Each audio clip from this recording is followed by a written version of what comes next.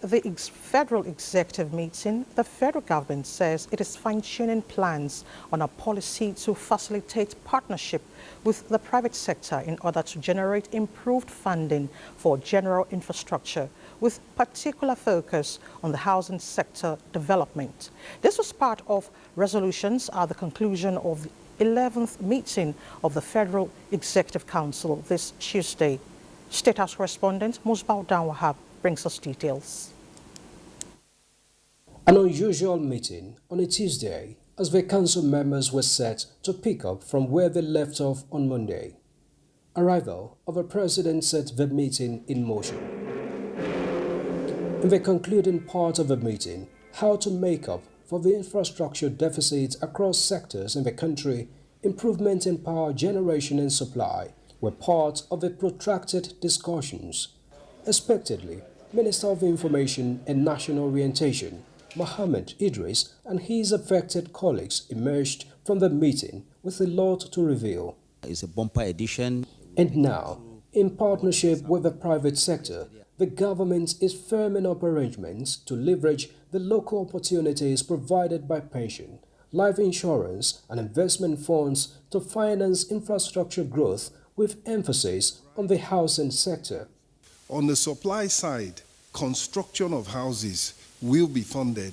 On the demand side, mortgages will be made available so that those constructing houses have an outlet. And Nigerians who are saving so much by way of pension funds have the added bonus of access to affordable mortgages. The ministers also clarified on the federal government's decision that henceforth it will only give procurement approval to its ministries, departments and agencies for compressed natural gas, CNG, solar or electric power vehicles and power generators. What the federal government is doing in conjunction with the National Institute of Transport Technology is to start the conversion. We have recently done it for patrol vehicles of the Nigerian Army and some of the ministries, departments and agencies. And it is not only limited to federal or state government, it is also extended to private individuals.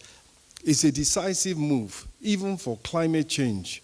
And there are benefits to be had there, enormous economic benefits to be had.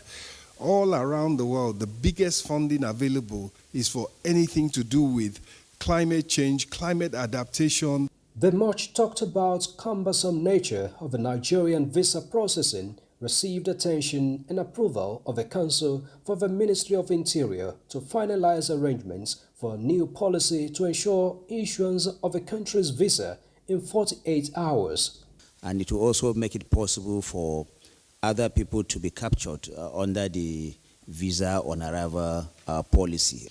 The Minister of Interior asked that he'll be given between 3 and 4 weeks to conclude on the new visa regime. So within the next 4 weeks, maximum, about a month, we should see a new visa policy regime for Nigeria.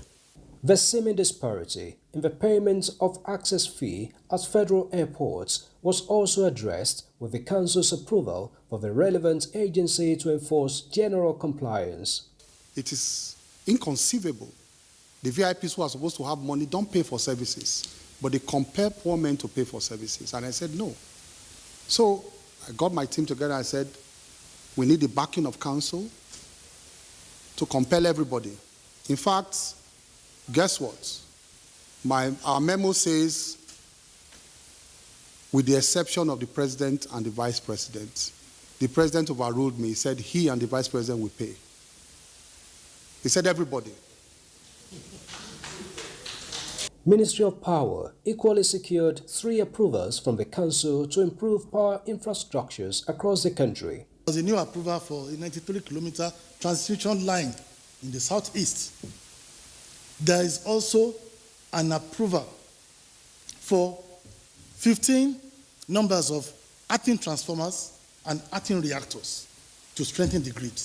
And we also got approval for emergency restoration systems so that we can easily repair those power assets in terms of transmission towers, transmission lines that were vandalized in various parts of the country.